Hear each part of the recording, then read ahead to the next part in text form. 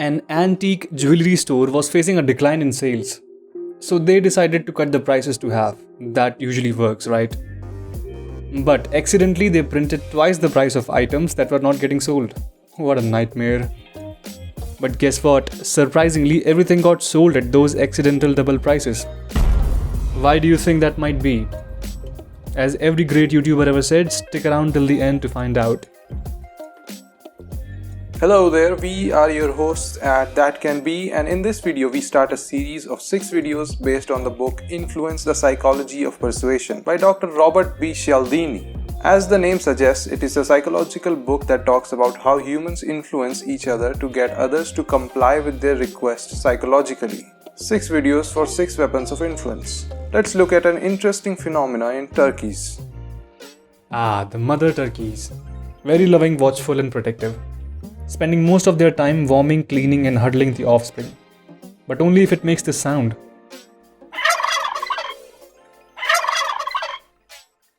Yeah, if the chick doesn't make this cheap sound, mummy turkey might as well kill it. Or at the very least, she'll ignore it.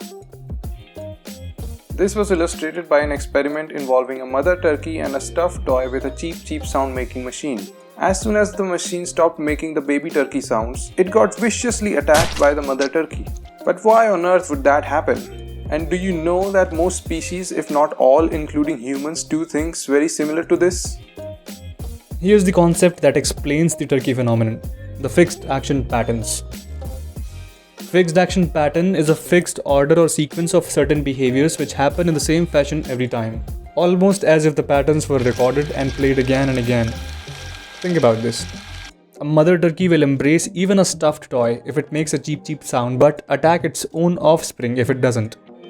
That's what fixed action patterns mean. One important observation here is that there is always a feature that triggers the fixed action pattern.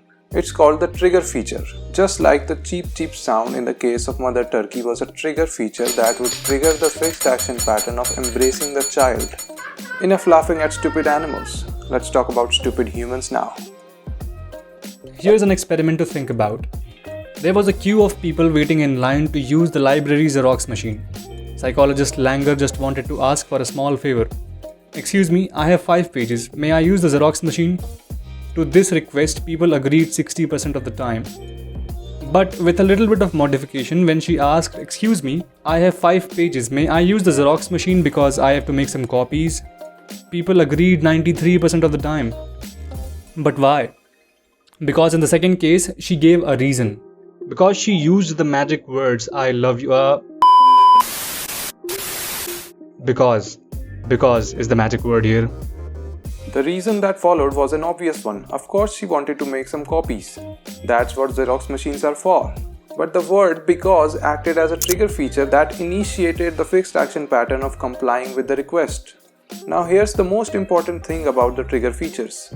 Trigger features in humans are developed on the basis of psychological principles and stereotypes. Just like in the Xerox machine experiment, the underlying of the trigger feature word because was a well-known psychological principle of human behavior, which says that when we ask someone to do us a favor, we will be more successful if we provide a reason. People simply like to have reason for what they do, and the word because indicates just that, a reason. Even though what's said after that was more or less gibberish. Stereotypes also work in a similar fashion. Remember the example from the start of the video where the prices doubled accidentally in the antique jewelry store and sales went through the roof? What could be the explanation for this strange behavior? You guessed it. Fixed action pattern, triggered by the stereotype that humans have developed over time. Expensive equals good. While the general notion of stereotypes is a little bit negative in the modern world, but think of it psychologically. It's actually a very useful thing for us humans. We live in a complicated world and it's not possible for us humans to analyze every single situation or circumstance we find ourselves into and then make a decision based on the analysis. It's beyond human capabilities. We need shortcuts to make decisions and act upon them. And stereotypes work as these shortcuts.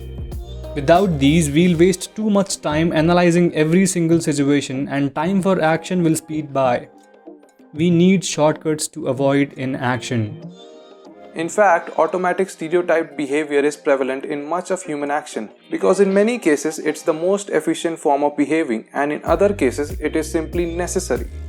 Now that you know everything about the fixed action patterns and trigger features, the next thing you need to know is that because of these fixed action patterns and trigger features, we can easily make people comply with our request, however absurd it is.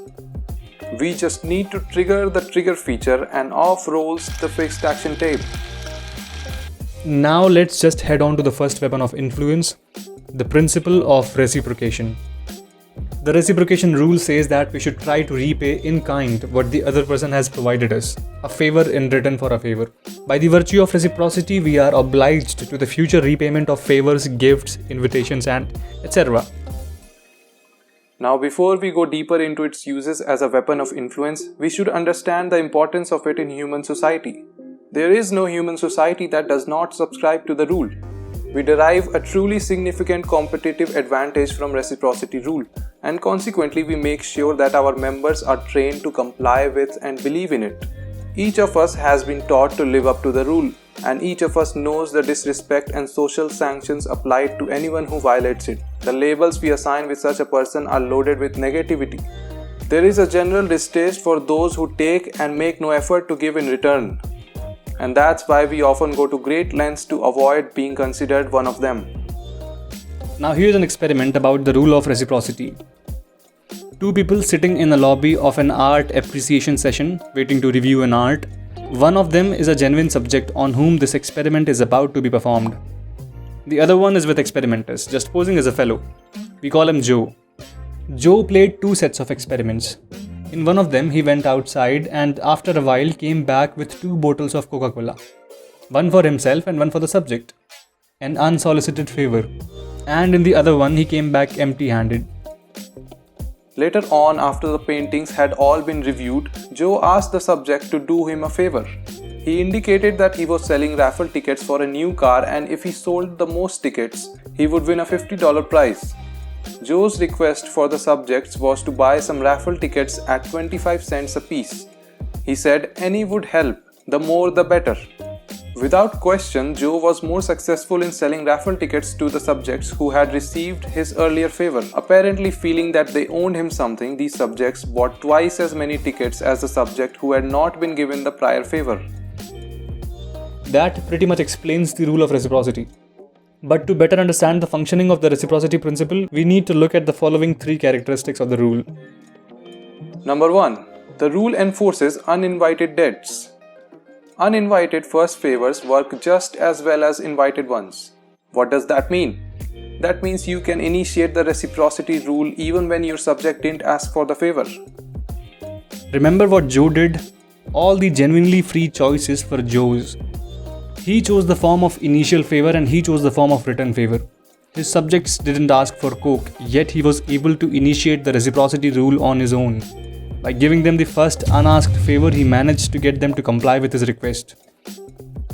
The power of reciprocity rule is such that by doing us a first favor, strange or unwelcome, others can enhance the chance that we will comply with one of their requests. Second characteristic of the rule, it can trigger unfair exchanges. It can be used to bring about decidedly unequal results.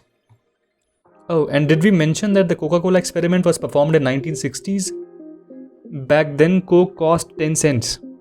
And in return, an average subject bought 2 raffle tickets, 25 cents each. Even though some bought as high as 7 tickets, considering just the average of 2 tickets, Joe produced a return of 500%. Why should it be that small first favors often simulate larger return favors? One important reason is the unpleasant feeling that indebtedness brings. We find it highly disagreeable to be in a state of obligation. It's a strong desire to get rid of that debt. We have been conditioned to be uncomfortable when beholden, so we may be willing to perform larger favor than we received, merely to relieve ourselves of the psychological burden of debt. Another reason could be that a person who refuses to return the favor after accepting one is highly disliked by society, and nobody likes to be disliked, right? This combination of internal discomfort and external shame can produce a heavy psychological cost, and that's why the rule of reciprocation can bring about unfair exchanges. Number 3. The rule is overpowering. It overpowers the aspects like liking, disliking for the requester that normally affect the decision to comply. In the Coca-Cola experiment, experimenters also wanted to measure how liking towards Joe affected the subjects' decisions to buy his raffle tickets. They had subjects fill out several rating scales indicating how much they liked Joe. Turns out, the relationship between liking and compliance was completely wiped out in the condition under which the subjects had been given a Coke by Joe. For those who owed him a favor, it made no difference whether they liked him or not. They felt a sense of obligation to repay him. The rule of reciprocity was so strong that it simply overwhelmed the influence of a factor that normally affects the decision to comply, that is, liking for the requester. The book goes on to give multiple examples where reciprocation overpowers other aspects that would usually impact the decision to comply, but in restraint of time and your interest, we'll skip them. So these were the 3 characteristics of reciprocation. All in all, reciprocation is something that is very advantageous to human society. We derive value from it. It made an enormous difference in human social evolution because it meant that one person could do something for the other or give something to the other and not be worried that his resources were going in vain. For the first time in evolutionary history, one could give away anything without actually giving it away. So don't be afraid of being part of the reciprocation principle. If anything, it benefits us. Only time you should take extra care is when you feel like someone is trying to exploit you using the principle. Remember, the rule says that favors are to be met with favors. It does not require that tricks or sales tactics are to be met with favors. And by the way, don't forget to do us a favor by subscribing to the channel and hitting the like button. We'll reciprocate by delivering good content like this.